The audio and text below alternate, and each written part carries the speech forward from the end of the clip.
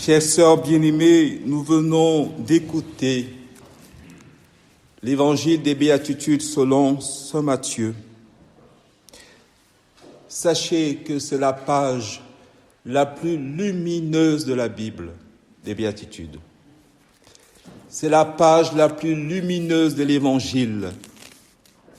C'est la page la plus lumineuse de toutes les littératures humaines, de toutes les littératures philosophiques, de toutes les littératures religieuses. J'en veux pour preuve les béatitudes sur le chapitre 5 de saint Matthieu. Le dernier verset de ce chapitre dit « Vous donc, soyez parfaits comme votre Père céleste est parfait. » C'est la conclusion des béatitudes.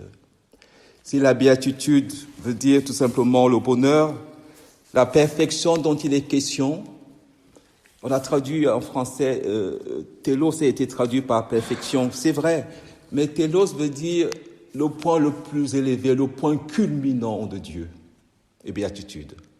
Or, Dieu est le bonheur, dit le philosophe. Dieu est la contemplation de la contemplation. Donc, si les béatitudes sont le sommet de Dieu, les béatitudes évangéliques sont donc le plus beau portrait de Dieu. Il faudrait dire, c'est le portrait du vrai Dieu ou le vrai portrait de Dieu, les béatitudes évangéliques. C'est Dieu dans toute sa beauté, Dieu qui resplendit, la beauté étant la plénitude de la vérité, de l'amour. Le sommet de tout être, c'est quand l'amour et la vérité se rencontrent en lui. Et quand l'amour et la vérité se rencontrent dans l'homme, on dit qu'il est philosophe, la philia et la sophia. Et quand l'amour et la vérité se rencontrent en Dieu, on dit qu'il est trinité, le logos et l'agapé. Donc, les béatitudes qui constituent le bonheur, à propos du bonheur, il faut savoir ce que disait notre ami Blaise Pascal. Il disait que tous les hommes recherchent d'être heureux, jusqu'à ceux qui vont se pendre. Tous les hommes recherchent d'être heureux, y compris ceux qui se pendent. Si le bonheur est donc ce que tout le monde recherche, les béatitudes évangéliques sont la plus belle définition du bonheur. Et on va voir pourquoi.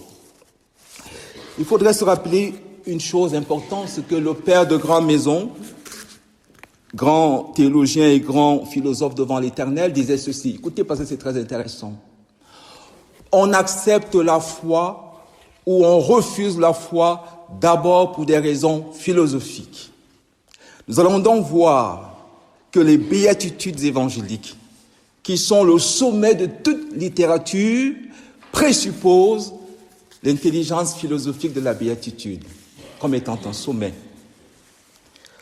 Et le pape Jean-Paul II, dans l'encyclique Fides et Ratio, s'est fait l'écho de cette réflexion du père de Grand Maison.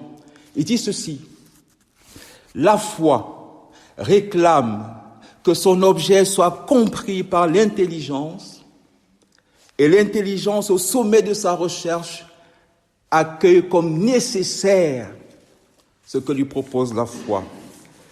Ainsi donc, ce sommet de la Bible, de toutes les littératures, cette montagne, d'ailleurs, vous avez remarqué que ça se passe sur la montagne. Jésus gravit la montagne. Cette montagne des béatitudes présuppose deux autres montagnes. La montagne philosophique. Nietzsche dit que la philosophie se pratique en haute montagne et que finalement Dieu se pratique en haute montagne. Et je vous fais remarquer que Jésus, dans cet évangile, c'est le nouveau Moïse. Sur cette nouvelle montagne, Moïse a reçu 10 paroles au Sinaï et ici, sur cette montagne, Jésus va nous laisser son testament, 7 paroles.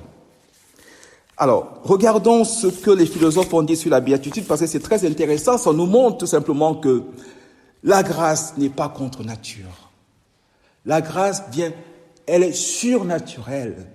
Elle prend la nature là où elle s'est arrêtée et elle la conduit vers Dieu pour qu'elle participe à la vie des dieux. Donc, du point de vue philosophique, il y a eu 3 moments dans la connaissance du bonheur. Tout a commencé avec Épicure. Épicure est très compliqué à comprendre. Quand on dit épicurisme, tout le monde dit « Ah, c'est l'hédonisme, le plaisir ». Épicure a quelque chose, il y a un peu d'oxymore chez Épicure. C'est à la fois le plaisir, mais c'est à la fois aussi l'ascétisme. C'est Épicure, quelque chose, c'est l'oxymore, une espèce de contradiction apparente, le bonheur, un plaisir ascétique. Voici ce qu'il dit dans la lettre à Ménécée. Un peu de pain, un peu d'eau, un peu de paille pour dormir, un peu d'amitié suffisent pour rivaliser de bonheur avec les dieux, pour être contemplatif, pour participer au bonheur de Dieu. Et après Épicure, il va avoir une chute, qui est le 3e niveau de la philosophie en ce qui concerne le bonheur, c'est les modernes. Les modernes avec Schopenhauer, avec Sartre, avec Kant, Hegel, Nietzsche, ils disent que le bonheur est un état et que c'est même un état difficile à atteindre parce que notre vie, elle est faite de contradictions. Vous allez voir les béatitudes. Bienheureux ceux qui pleurent, bienheureux les pauvres. Comment faire? Comment être heureux dans les contradictions du monde? Alors il dit c'est un état dans lequel il faut se maintenir autant qu'on peut, autant que possible. Non. Aristote avait dit quelque chose qui est le sommet de cette recherche. La béatitude, le bonheur, est une activité de l'intelligence humaine.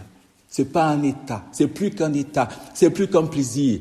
Pourquoi? Parce qu'il a réussi à faire qui a tout éclairé. Il a fait la distinction entre le bien et la finalité. On peut être bien, manger est bien, mais manger n'est pas la finalité puisqu'on n'est pas fait pour manger. On est fait pour quelque chose de beaucoup plus grand. Il a donc décrit cela en disant: s'il est vrai que le bonheur est l'activité conforme à la vertu, il est de toute évidence que c'est celle qui est conforme à la vertu la plus parfaite, à savoir la sagesse.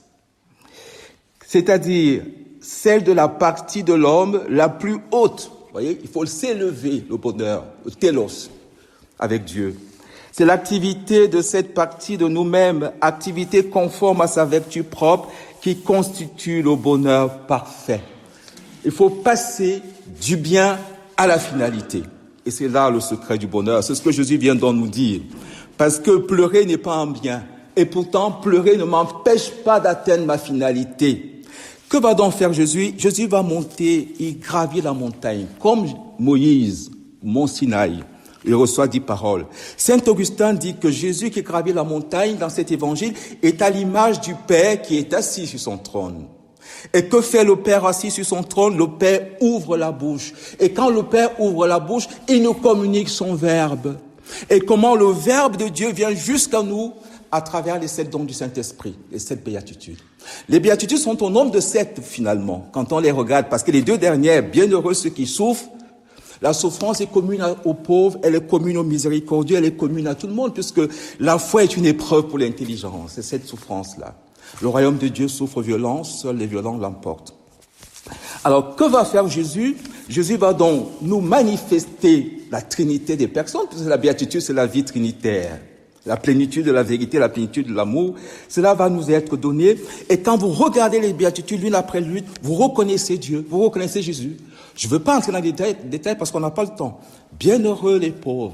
Jésus est le pauvre par excellence, qui est né dans une étape, qui est mort sur la croix, et entre les deux, il n'avait pas de lieu où reposer la tête. Il a même donné le peu qui lui restait. Il a donné ses vêtements, il a donné sa main, il a donné son esprit. Donc il s'agit de lui. Bienheureux ceux qui pleurent, vous le reconnaissez tout de suite. Le verset le plus court de la Bible, Jésus pleura. Bienheureux les miséricordieux, vous le reconnaissez aussi. Venez à moi, car je suis doux et humble de cœur. Alors, Saint Augustin dit qu'en donnant ce portrait, cette manifestation, cette autobiographie de Dieu, il manifestait tout simplement ce que Dieu vit comme Dieu et ce que Dieu vit comme Dieu pour nous et qu'il veut vivre en nous. C'est ainsi que les 7 béatitudes correspondent aux 7 dons du Saint-Esprit. On ne va pas voir les choses en détail, malheureusement, parce qu'on n'a pas le temps. Ça correspond aux 7 dons du Saint-Esprit. Ça correspond aux 7 sacrements. On va prendre juste un exemple. Les 7 béatitudes. Bienheureux ceux qui ont faim et soif. Les 7 dons du Saint-Esprit, c'est le don de sagesse. La sagesse a mélangé son vin, elle a dressé sa table. Bienheureux ceux qui participent au banquet de la sagesse. Les 7 paroles de Jésus sur la croix, ça va être le septénaire, Jésus inaugure. Tout comme les 10 paroles ont été données à Moïse au Sinaï pour rendre l'homme, pour adapter l'homme à Dieu. Et les 7 paroles au Sinaï, la loi, les 10 paroles au Sinaï, pardon, le décalogue des 10 paroles, sont résumées dans le psautier. Or, le psautier sont le résumé de l'Ancien Testament. Et que fait Jésus ici, dans cet évangile? C'est la première fois que Jésus prend la parole de manière publique, c'est-à-dire en dehors de la synagogue. Et quel est le premier mot que Jésus prononce? Heureux, qui est le premier mot du psautier. Or, la première béatitude du psautier, bienheureux est l'homme qui murmure la loi de Dieu jour et nuit, la loi donnée par Moïse. Et c'était quoi la loi donnée par Moïse? C'est que Dieu est la contemplation de la contemplation, comme disait Aristote. Vous savez ce que dit Nouménius? Il dit, qui est Platon? C'est Moïse parlant grec. Vous voyez que tout cela est lié. Nous sommes ici en face des 3 montagnes qu'il faut avoir gravies dans sa vie. La montagne de la philosophie, Dieu est la contemplation de la contemplation. La montagne du Sinaï, les 10 paroles qui nous familiarisent avec Dieu et qui finissent par nous faire découvrir que Dieu est Trinité. Et puis, on a la dernière montagne, la montagne des béatitudes, où il y aura un renversement. Écoutez bien le renversement. Dont les 7 dons du Saint-Esprit, les 7 sacrements, c'est les 7 demandes du Notre Père. On a pris juste un exemple. La demande, donne-nous aujourd'hui notre pain de ce jour, qui correspond aux 7 paroles de Jésus sur la croix. Un exemple, j'ai soif, qui correspond aux 7 paroles de Jésus dans l'évangile de Jean. Jésus a affirmé 7 fois « Je suis » dans l'évangile de Jean, entre le chapitre 6 et le chapitre 11. La dernière affirmation « Je suis la résurrection et la vie ». Et dans ces 7 affirmations, il a dit « Je suis le pain de vie ». On a juste pris un exemple qui traverse tout, vous voyez. Et puis, ça correspond aux 7 églises de l'Apocalypse, bien sûr. Ça correspond, le contraire, aux 7 péchés capitaux. Parmi les 7 péchés capitaux, par rapport à l'exemple qu'on a pris qui traverse tout, la gourmandise. Ouais, j'ai soif, ceci est mon corps, je suis le pain de vie, la gourmandise. Et puis ça correspond aux 7 idéologies athées. Je ne veux pas vous le dire aujourd'hui, sauf si vous me payez. Parce que c'est un trait. Il faut le savoir. Parce que souvent on est victime des idéologies athées sans le savoir. Il faut le savoir. Il y a une caricature des béatitudes, ce sont les 7 idéologies athées. Alors, nous voyons que, à travers cet évangile, Dieu nous invite aujourd'hui, la conversion, c'est de gravir la montagne pour toucher, grâce à l'intelligence, Dieu en tant que contemplation de la contemplation. Dans la foi, accueillir les béatitudes comme le portrait fidèle, l'autobiographie de la très sainte Trinité. Et du point de vue mystique avec Marie, c'est comprendre finalement que Dieu a voulu que l'homme soit sa béatitude. C'est ce que nous dit le prophète Osée. Il dansera pour toi avec des cris de joie. Nous chantons ici souvent au verbe « Dieu se réjouit en ses œuvres ». Nous sommes la béatitude de Dieu, figurez-vous. C'est ça qu'il faut découvrir. Et c'est là où nous nous convertissons. Et nous avons entendu Saint Paul dire, celui qui veut être fier, qu'il mette sa fierté dans le Seigneur. Il veut dire, celui qui veut être fier, qu'il mette sa fierté puisqu'il est la fierté de Dieu. Celui qui veut être fier, qu'il mette sa fierté parce qu'il est la fierté de Dieu. Quand Dieu nous regarde, il se réjouit. Depuis la création, Vayar Elohim Kitov, le Dieu des dieux contempla, et c'est en Marie, la béatitude de Dieu. C'est en elle qu'il trouve son refuge quand on le blasphème partout. C'est en elle qu'il trouve son refuge quand Hérode veut le tuer. C'est en elle qu'il trouve son refuge au pied de la croix quand tout le monde l'a abandonné. La béatitude aujourd'hui nous rappelle que c'est nous qui sommes appelés à être la béatitude de Dieu. Et c'est ça le Dieu de la Trinité, voyez. Le Dieu, un des philosophes, est la contemplation de la contemplation. Le Dieu trine, voyez, est le portrait, il est celui qui va se donner totalement jusqu'à s'anéantir. Il va être pauvre, dit saint Paul, pour nous enrichir de sa pauvreté. Mais avec Marie, on va toujours plus loin. C'est l'homme qui est la béatitude de Dieu. Et saint Paul le disait tout à l'heure, c'est grâce à Dieu, en effet, que vous êtes dans le Christ Jésus, lui qui est devenu pour nous sagesse venant de Dieu, justice, sanctification, rédemption, parce que nous sommes sa béatitude. Nous devons nous regarder autrement à partir d'aujourd'hui. Nous devons être fiers du fait que nous sommes la fierté de Dieu. Marie, cause de la joie de Dieu. Marie, béatitude de Dieu. Et tous ceux qui sont enfants de Marie découvrent aujourd'hui que finalement, c'est eux. Jésus le dit dans l'évangile de Jean, pour eux je me glorifie moi-même. En eux je me glorifie. Nous sommes la joie de Dieu. Dieu veut se réjouir en chacun de nous. Le Père cherche des adorateurs en esprit et en vérité. Il se tient à la porte, dit l'Apocalypse, et il frappe. Si quelqu'un lui ouvre, il trouve sa béatitude en lui. C'est pour ça que nous avons l'Eucharistie. En communion tout à l'heure, le défi, ce sera de l'accueillir tellement qu'il trouve en nous son refuge et que nous soyons sa béatitude.